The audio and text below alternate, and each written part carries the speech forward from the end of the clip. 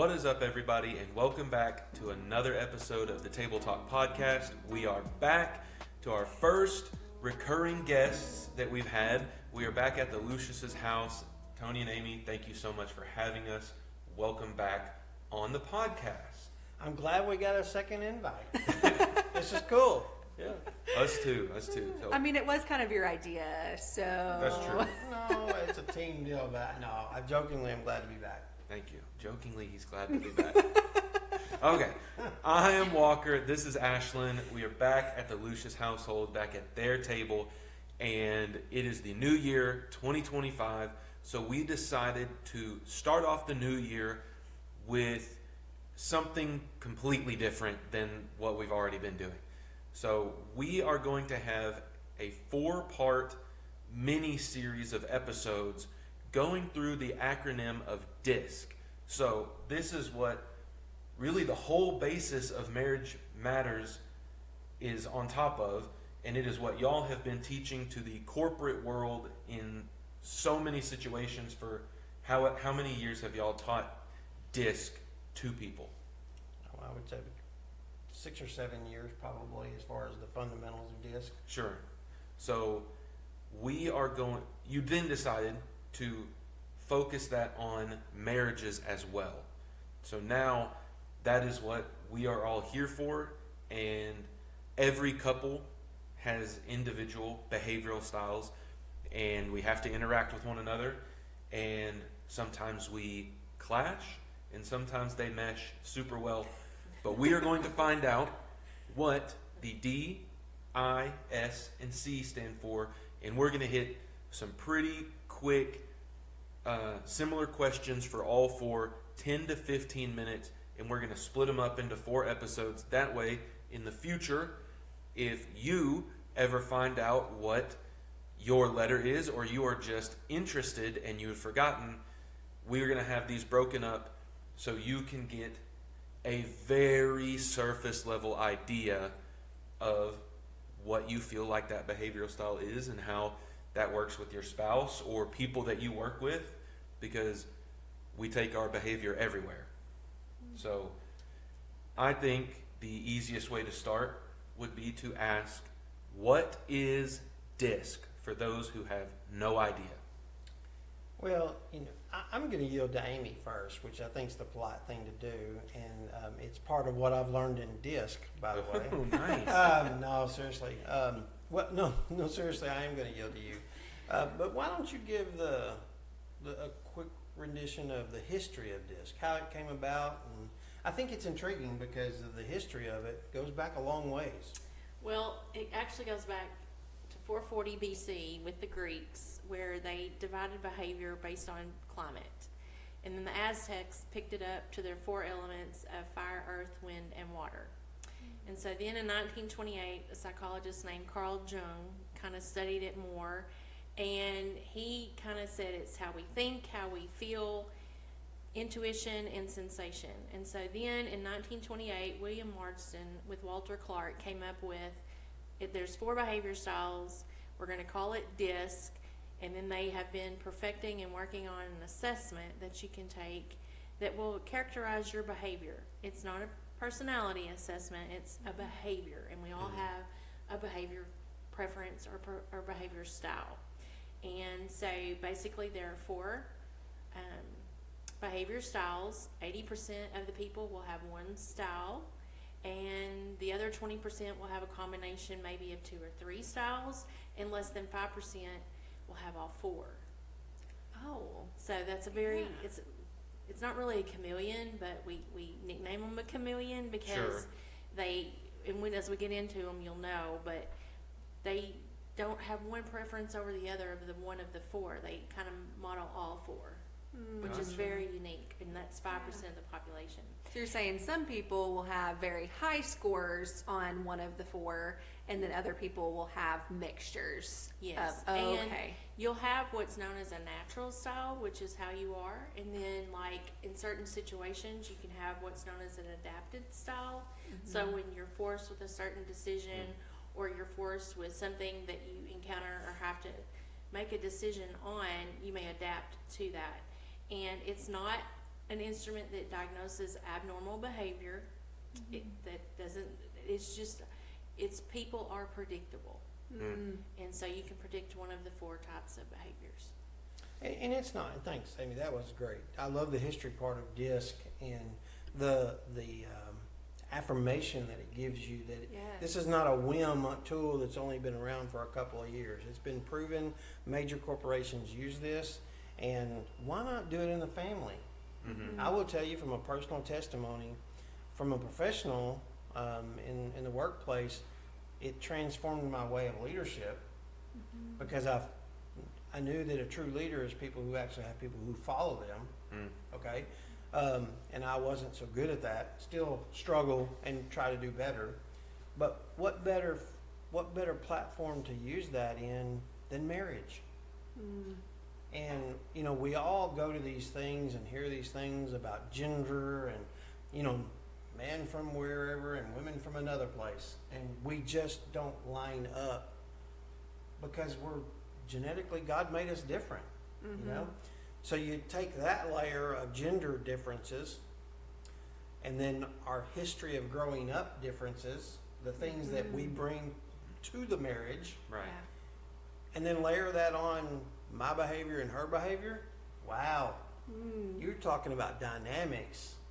And when we figured that out as a married couple, and believe you me, we still, I kind of liked it the days when Amy didn't understand all that, because now she's talking it all the time.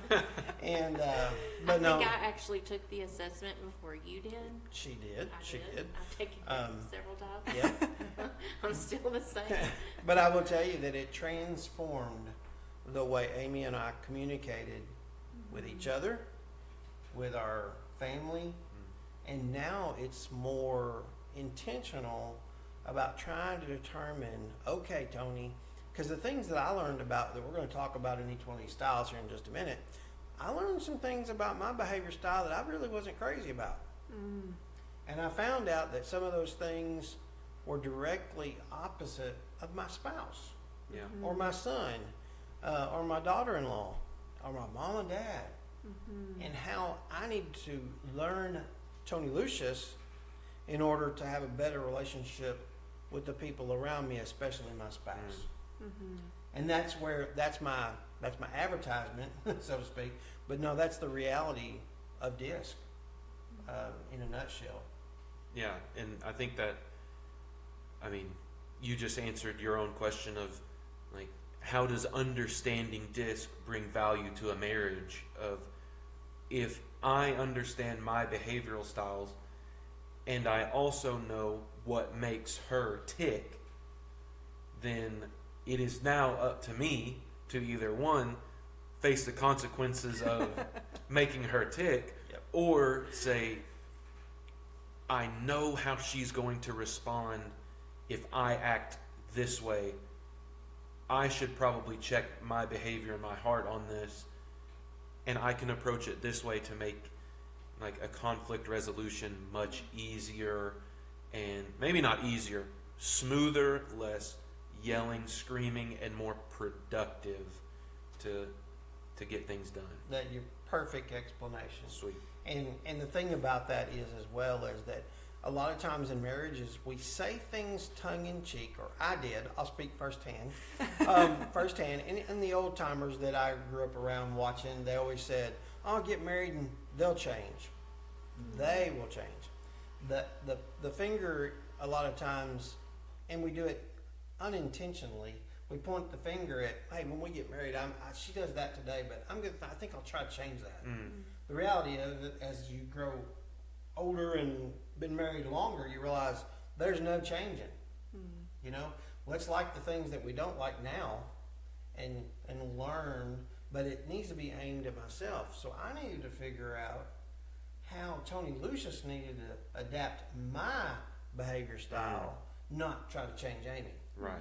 And that's what we teach in DISC, is that's so powerful, is let's figure out who I am and then shape up my behavior style.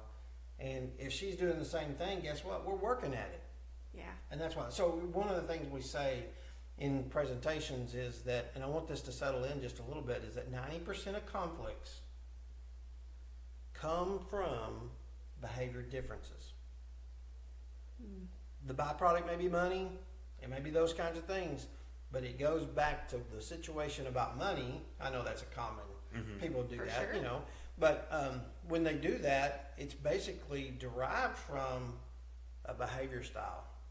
Anxiety went up, how did you perform the behavior? And the thing about it is there's no bad behavior styles. I want to say that in this introductory. Yeah, because the first one that we're going to go over at a base level of, you know, nothing is going to come off as, well, I really don't want to be this one. And so I'm glad that you're making this statement of there Before is we no, even get started. that there's no bad, we make them bad. That's right. They're all equal. They're all equal. They all have positives. They all have challenges that we have to overcome. They're just predictable. Yeah, so now that I have kind of unpeeled this onion and learned these fundamentals of DISC, and now in the things that we're going to share, is that I know that when I say something a certain way, my behavior a certain way, or spontaneous or something like that, how that impacts her.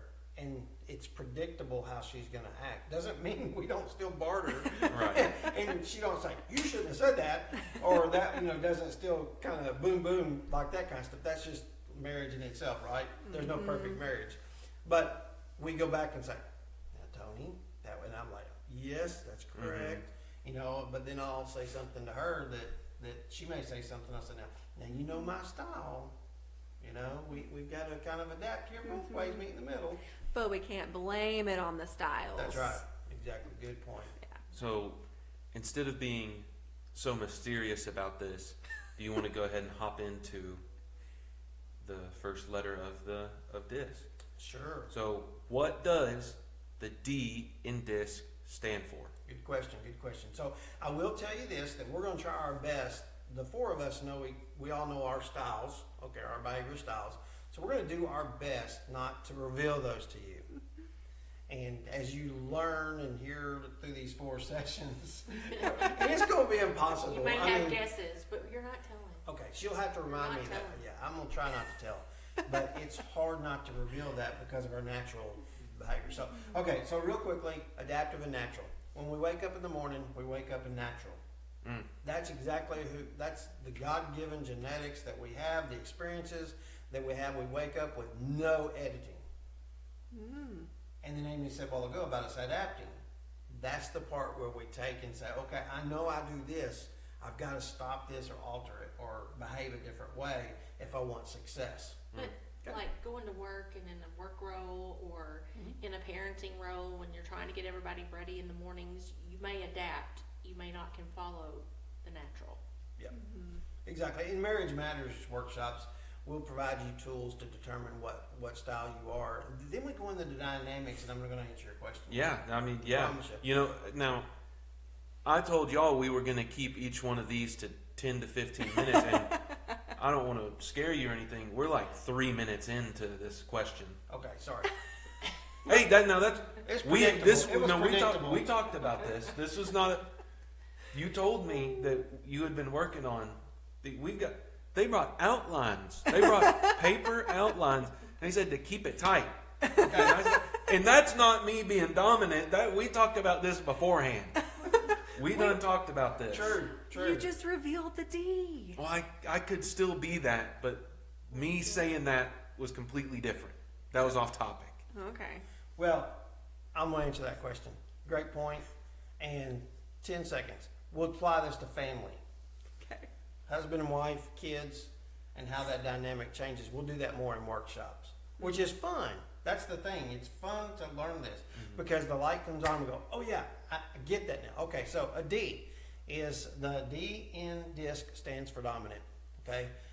Or if you're on the color wheel, it's red. Yeah, we do some presentations where we don't use the DISC, but we'll use the color wheel, and we'll call it the red. So, yeah, most people are well, I'll tell you this, that the people in D of the population are only 9% Ds. So, of the people who take the assessment, only 9% are Ds. That's Just to not give you many. perspective. No, not really. No. Did I do better? Did I do better, Walker, about being quick? Yeah. Okay. Well, no, I'm not trying to stifle the answer. No, I didn't mean it that way either. I really You're wanted just to make sure. wordy. So, Word. dominant, and I like that y'all do presentations that use the color wheel, because in certain situations, if I heard, well, you're dominant, and we get to some of these descriptors, my natural instinct would be, I don't want to be that, because I don't think I'm a mean person or any type of way. So, what are some of the strengths? Let's talk about those first. What are some of the strengths of the dominant behavioral style? Why don't you say that? I'm trying to limit my words. Well, sorry. Just You are wordy, but you can't help it. Well, they like to win. They're a team builder. They're very competitive. So if you're playing a game, they're serious. They're not usually joking around. They're focused on winning, and we're going to get to the point. And they like being in charge. So they like to take charge of situations. They're solution oriented. They're quick and decisive. They're results driven. They like conflict. They're not afraid of it. So if conflict arises, then they're going to meet it.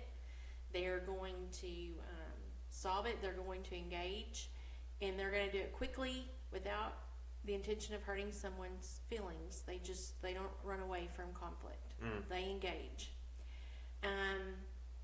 They kind of say, I can handle this, bring it on. And they're going to have these wild, like big visionary dreams, like, oh, we can do this. They're not really going to think about all the little pieces that requires it to get it done, but they are going to be the ones that are motivated to have the vision to dream it. Yeah, a D will dream it, and then another style asks them, well, how are we going to do that? And I don't have a clue. But I've got the dream. And excited about it. Yeah, but you can see how that can cause conflict with someone who desires detail. The D's doesn't understand the detail, nor do they even try, because they're too focused on the dream. Yeah. So what? And I like the positives and the strengths of the D. So, what are some of the challenges of that behavioral style? So a red or a dominant style can be very quick to anger, passion. There's another word that we could probably substitute in some of those. So, but they can be very quick to get angry because they're just determined, so the passion comes with a price. Comes So- across as bossy. Yeah, exactly. Can come across as bossy. They're aggressive. They can be perceived as a bully. Okay. So we're just keeping this I real. wasn't trying to bully you earlier. See, what's funny is we're going to challenge you right now to start trying to.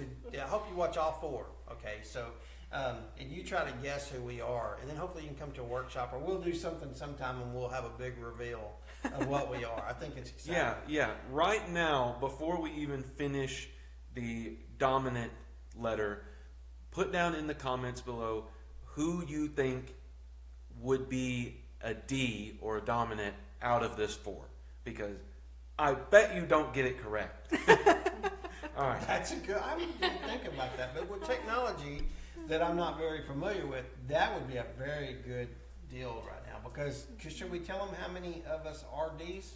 No. No. Okay, just No. leave No it at that. hints. Hey, if you watch all 4 episodes, maybe we'll drop a hint in the last one. Good deal. Okay. Well, some other things is a D can be short to the point, and they don't mean it to harm anybody because they're hugely passionate. They have a huge heart, but it's sometimes sheltered by the bully. Does that make sense? Yeah. I mean, so Like a bully outer shell. yeah, it's perception. Well, but sometimes they're so blunt and honest that it comes across as almost rude. Sometimes. Yeah, that makes sense. So, how would a D, or how does that behavioral style typically act in social interactions with others? how do you think you would be able to spot this behavioral style in the wild? You want to talk about it or you want me? You want me to? Okay. I read her on that, so she wanted me to talk about it. So I made a few notes because I want to make sure we get it right. And so just, sorry, bear with me on that, but they're very outgoing. So they're most of the time an extrovert.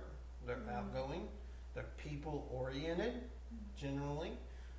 They're not the one that's going to be tied up in the corner, shy and reserved and staying away from the crowd. They're like, let's mix it up. Who are you? They don't meet a stranger. They're not scared to meet a stranger. They're not the social butterfly of a crowd, but they're not scared to engage. Who are you? You know, Yeah. they may go to somebody and say, hey, who are you? Where do you work? What do you do? Which a lot of people, lifestyles won't do that naturally. You know, And they're the type that'll follow up on that question and be like, oh, for how long? Oh, so where do you live? Oh, where are you from? And that is pretty forward of especially a stranger to be invested in. But they don't in meet it. strangers, so they don't think of it. They don't think of Right. it as but you know, to make this real, and this we're doing this on the fly. The script is not written per se, but the thing about that is, if that D is outgoing and personal, and once this walks up to Walker and says, "Hey, how are you? What's your name?" If he is one of these other behavior styles, and he doesn't line up with this particular behavior style, what happens? Mm. It's his anxiety goes up, gets real nervous, and he's in a circumstance that he doesn't feel comfortable. You know? Okay. That's a basic how they would Yeah, react in yeah, the I think that's crowd. great. What advice would you give when communicating with someone with this behavioral style? Maybe I'll let you talk about that. Well, what's funny? She kicked me under the table. By the way. You're Keeping Right. it in line. I didn't even kick you under the table. That's the dog. When you communicate with a D, you need to be direct. If they ask you what time it is, they want to know 8 o'clock, 9 o'clock. They want you to say, well, my watch is broken. I'm gonna have to. They want you to just give them the simple facts and very direct. They don't want a lot of details. Get to the point quickly. If they ask you a question, most of the time it's yes or no. They don't, and if you send them an email, they're not gonna read the entire email. So you better put in it what you want in the first few sentences, because they're not gonna read multiple paragraphs or pages. And if they're supposed to do things like in a sequential order, that's gonna be difficult for them because they don't wanna read through the details. Get to the bottom line, and then basically be confident. So when you're talking with a red, you need to look them in the eye, you need to do a firm handshake, and you need to kind of meet them where they're at. And if So- that's not comfortable with you, and you know you're going to engage, or you're married to or you have a child that's that way, practice, role play until you can get that. Adapt. Adapt, yeah. So you know, just don't settle and say, "Well, I can't do that." You can. Yeah. It's just because it's all about communication. And what better way to say marriage is about communication, right? Yeah, you're right. So if we had to wrap up this behavioral style, how does this behavioral style and how do all these interactions with this style, how does this apply to a marriage? Well, the perceptions that a D or a red behavior portrays is somewhat a myth in relationships. And to know this material and to identify your spouse as a D or identify yourself as a D is like education in itself, because it reveals that, hey, he or she didn't mean that intentionally. They didn't mean that the way they said that. the way I took it because of behavior differences. If you took two Ds or two reds and had a conversation, could you imagine the direct conversation that they would have?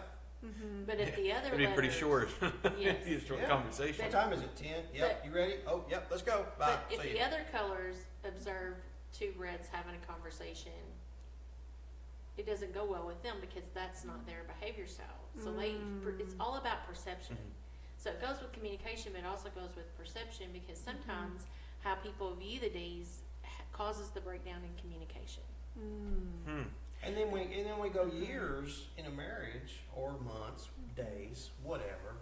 But seriously, we see people that go years not understanding the behavior styles, and then the lights come on and go, ha, we should have known that 3 years ago. Yeah. We should have known that 5 years ago, because he or she didn't mean that way. That's just natural for them.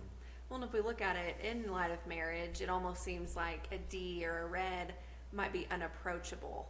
Like even in a marriage setting of like maybe if another color or letter had a conflict or something they wanted to bring up, it might be kind of hard because it might feel like they might be bulldozed. Yeah. That's just what it sounds like. Yeah. Very good, Good. Ashlyn. I mean, that is absolutely, and I will tell a story that someone told me one time about this, and I didn't have this prepared, but I think I have an example, that a D was talking to another behavior style, and during the presentation of the discussion, one of them started doing that. The Clicking D, a pen. Yeah, and they discovered later that, to your point, Ashlyn, is that the D, while the D was talking, the pen went going faster and faster, and what was happening is that person felt very uncomfortable with that behavior style and felt bullied or pushed or very uncomfortable in the circumstance. And when you think about that, if you think about that, that was a more professional work environment. Put that into a marriage. And how many marriages maybe operate that because maybe one or the other doesn't ever want to say anything. Does that make sense? I mean, that to me, that's where we land this thing Yeah. and say the importance and how that applies to marriage. Yeah. Well, even all of what we went over right now is still super surface level when it gets to the individual, you know, because a dominant or red style for one person doesn't always look the same, because that can be a forced situation, like your adaptive style as well. If I'm put in a situation at work where I'm forced to make a quick decision and have to make like a hard decision on somebody, and they're like, I need an answer right now. What if that's not my natural, and now I've got to switch up everything and just take time and go, you're gonna have to give me a minute. And you put that in a marriage, and now you got a whole nother can of worms. But if you want to go further in the depths on this particular behavioral style, you can email us, you can leave a comment down below, you can get in touch with us on our website that we'll have in the description below as well, and you can take the DISC assessment and you can figure out if this is you, or your spouse can take it and you can figure this out, because the quicker you figure these things out, the quicker solutions will show up. Does that sound somewhat right? It's not going to make it easier always, but it will make it easier to know this is why this thing is happening. Yeah? Well said. All right. All right. So this has been the first episode of the 4. The next video you'll see will be the letter I, and we will go into that. Thank you so much for watching. Thanks for joining us in this series. If you like this video, please leave a like and comment down below on which one of the 4 of us you think is the dominant style, and I will make sure to read those, and I will let everybody know if they got it right, and maybe we'll let you know if you got it right. So thanks so much for watching. We will see you in the next one.